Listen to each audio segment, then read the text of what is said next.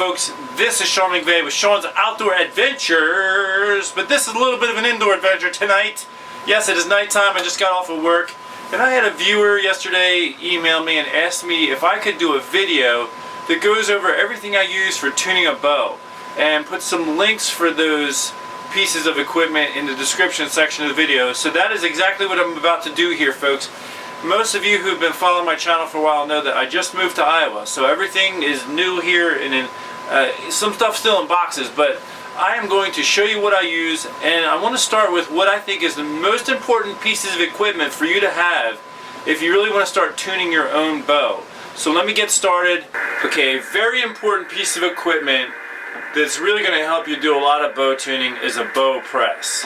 And when I first started using a bow press, I've always been on a very limited budget, and for most people they start out with the Bowmaster bow press.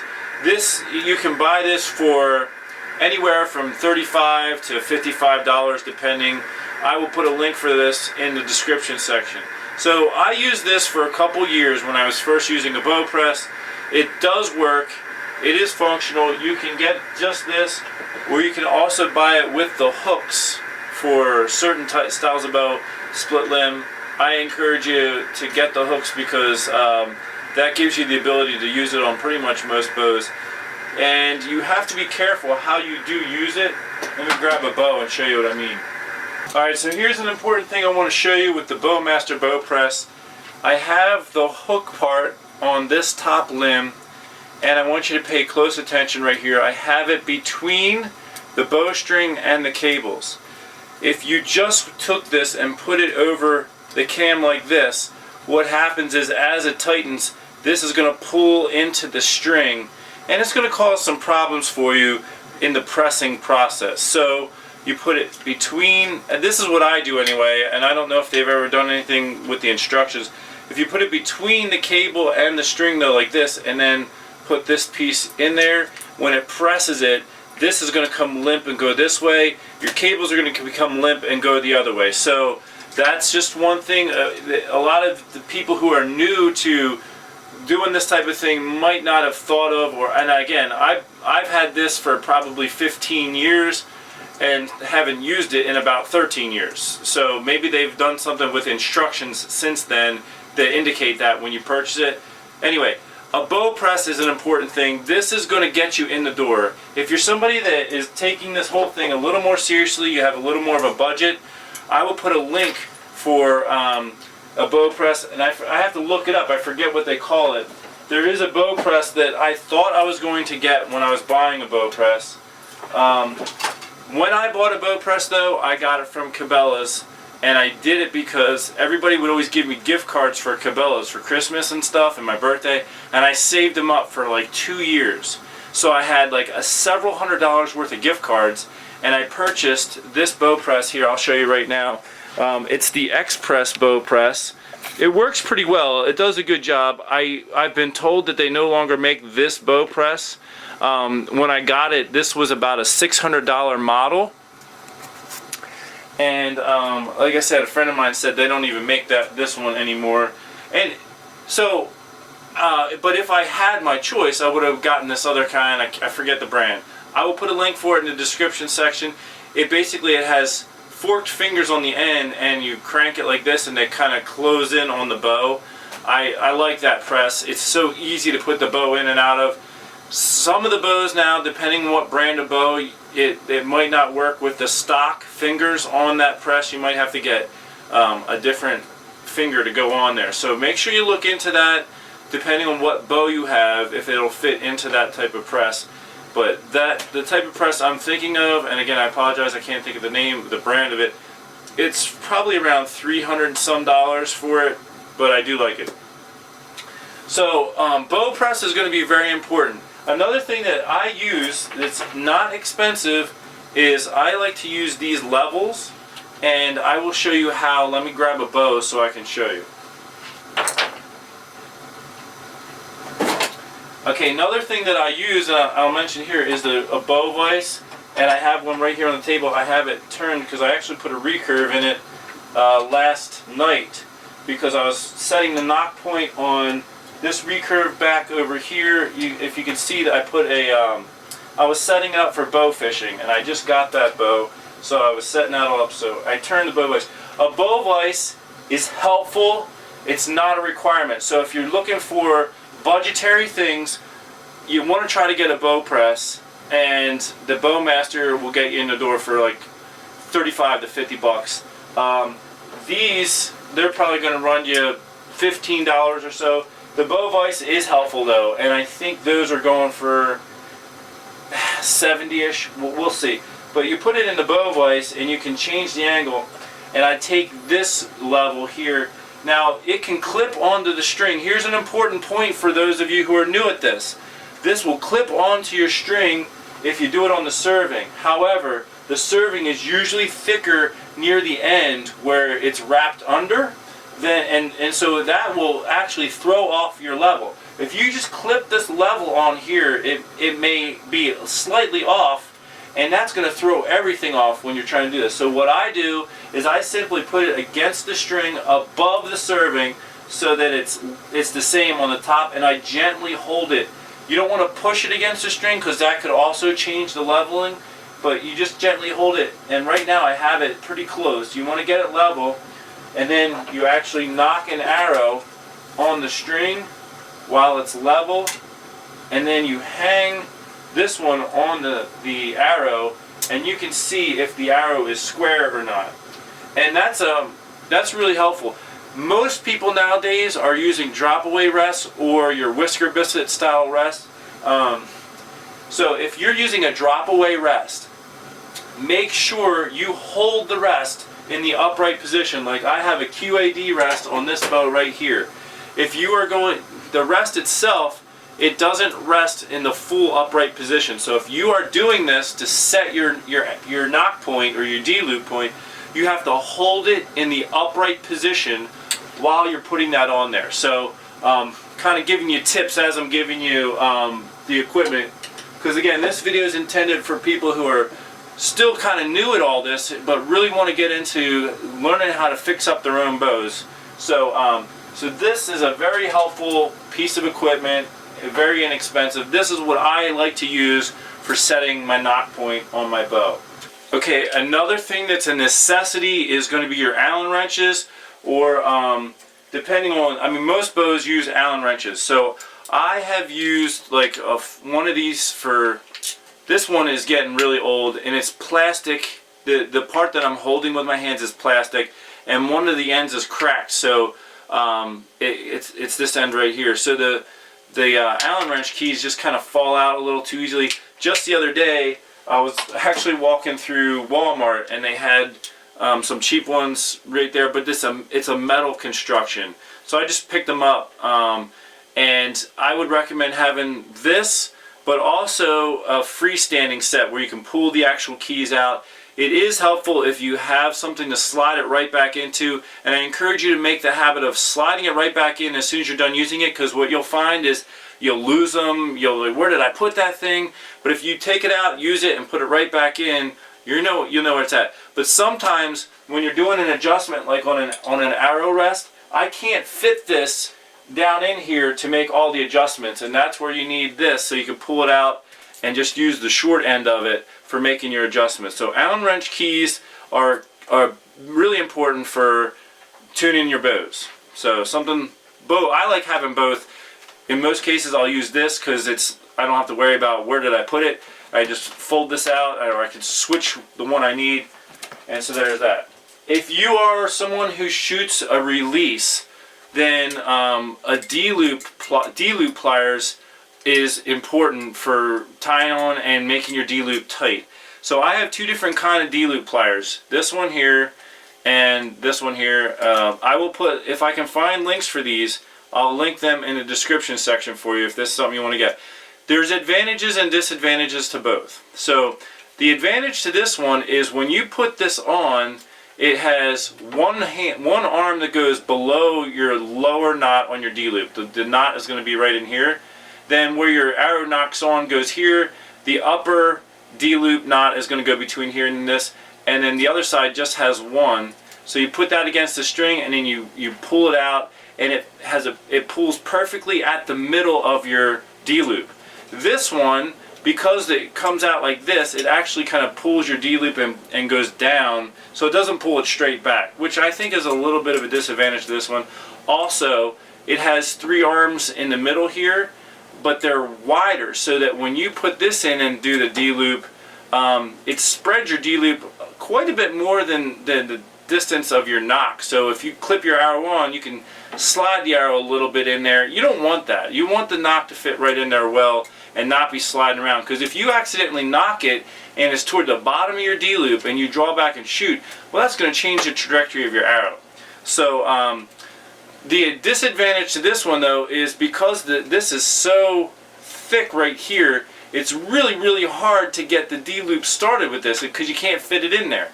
This one, however, it fits in there much easier, and what I typically do is I use this one for most of my D-loop, but I put it in upside down. Like it's designed for this to go against the string, but because of how thick that one is, I don't use that. So the little bar that comes out, I hope you can see it, it is fairly thin. So I will actually slide this against my string and pull the D-loop out against, and then this is thin enough that the D-loop doesn't get too spread out. But this one's easier to feed in there. It is designed for you to be able to hold the D-loop material out here and pull it tight after you get your first knot. I never used that part. But anyway, so having D-loop pliers is important.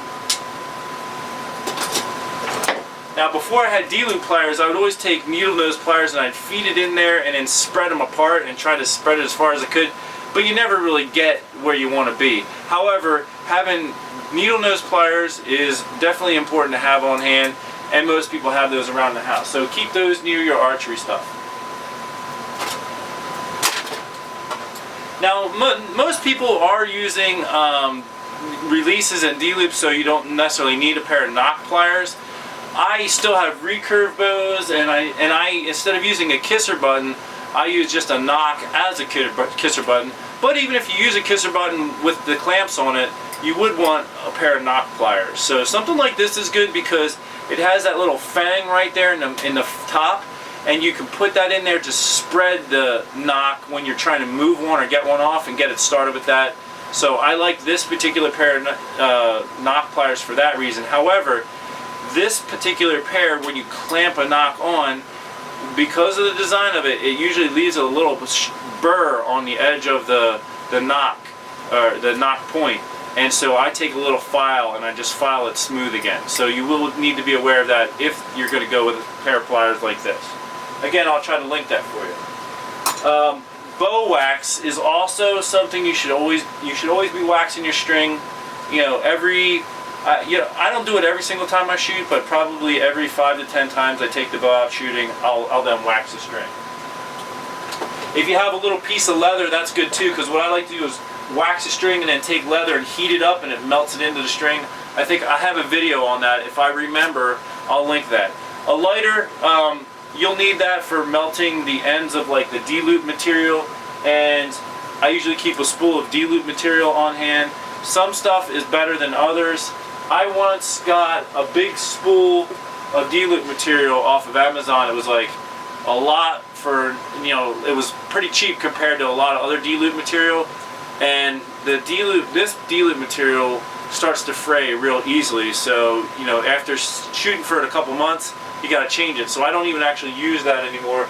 I use that for other projects, but I got stuff that was a little bit better. I'll see if I can find some and link some in the description for you. But a lighter is something you're going to need. And a pair of scissors. I just recently got these. They're sort of like, I think they're intended for, I don't know if these are cuticle scissors or if they're intended for cutting sutures, but they're real fine. My wife is a nurse, so I got her to get them for me. So I don't even know. I'll see if I can find some for that. But this is helpful if you have to cut loose your peep sight and it's served in. You don't want to ever nick your bowstring. I used to use a razor blade to do it, but it's so risky. So having something like this, you could get in there and snip it carefully without coming in contact with your bowstring. So something like this, guys, is going to be real helpful for you. for when you have to move like a peep sight or tie, cut the stuff off and retie it in. Now I typically use serving, not serving,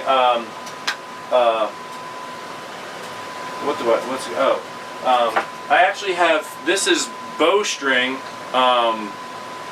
so this is the material used to make bowstrings. I usually serve my peep sight in with this stuff because it's like your bowstring, it's wax and it holds real tight to the bowstring itself, so it works really well. However, before I ever had that, waxed dental floss.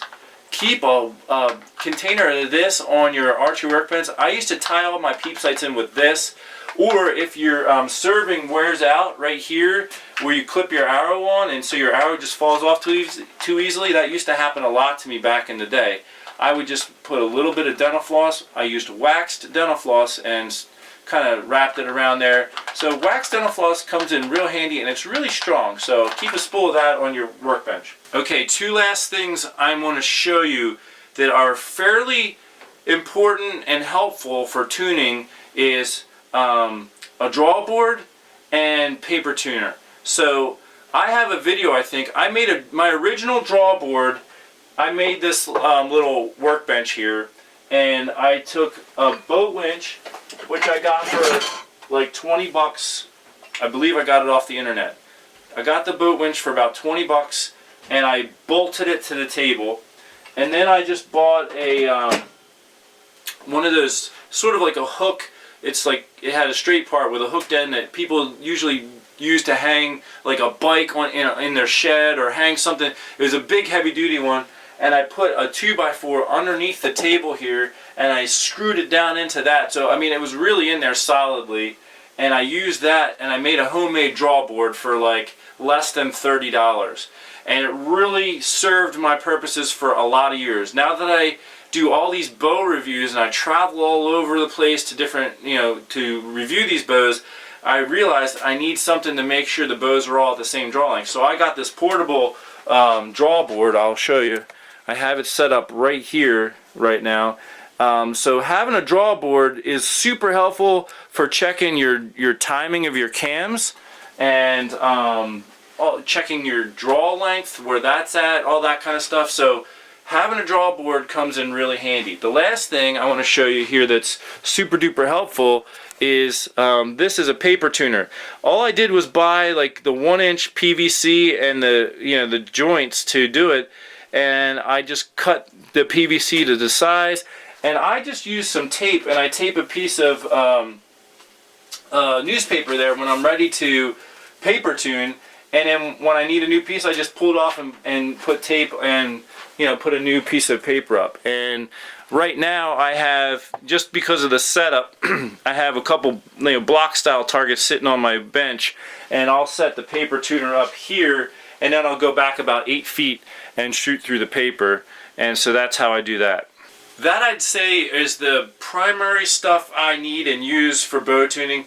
I also have, leaning against the wall here, I made my own jig for making bowstrings. I'll put a link for how to make your own bowstring jig in the description.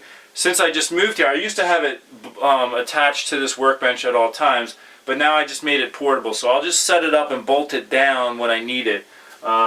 Another thing I have over here, I can just show you real quick. I'm actually going to take this off of the tripod.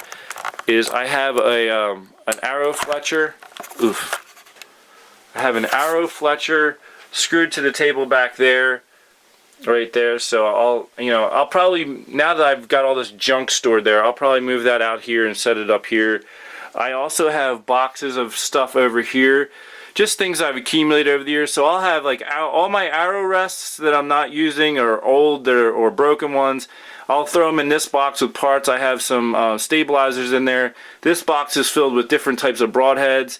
This one's filled with different things for making my own bowstrings and stuff, different colors. This is all the stuff I use for fletching arrows. So I have all these boxes over here, that have different kinds of stuff in it.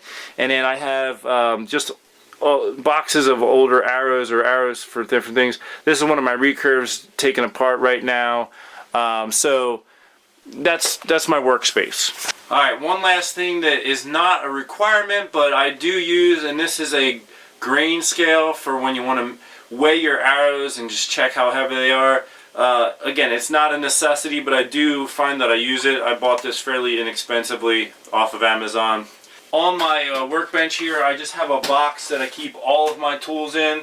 So everything that I've shown you, I typically keep in here. And there's other little, you know, odds and end tools in there, but that's where I put it. Oh, and I usually keep a ruler on hand. Like, I like to measure my D-loop material to 4 1/4 inches when I'm cutting it, and that gives me the size of a loop that I like to shoot. But I keep a ruler on hand for that, but you could also use it for other things. Well, I want to thank you all for tuning in and watching this video. I hope you watched my bow tuning videos, and I'm actually planning to do a short series coming up here. I have a Diamond Edge SB1 compound bow that I wanted to do some different tuning videos on. I have currently lent it to a friend of mine. We're in the last 2 weeks of bow season, and his bow was not working, let's just put it that way, and he was in a jam. So I set it up for him. He's using it, but when the season's over, I want to do a whole bunch of videos on that. So those of you who are shooting that bow, stay tuned, especially to check those out. But even if you're not, there might be some tips in there for bow tuning in general that you might like to check out. So again, thank you so much for tuning in. Thank you when you do purchase by clicking through the links in the description section, because I do have an affiliate program, so I get a little kickback for that. That wasn't my intention in making this video. I was actually simply just making it in responding to a request from someone who's a viewer, and I thought, oh, well, you know what, that would also help me as well. So thank you all for tuning in, for clicking those links, buying those products, or whatever. God bless you. Thanks for watching. Take care. And subscribe if you haven't already. See ya. God bless.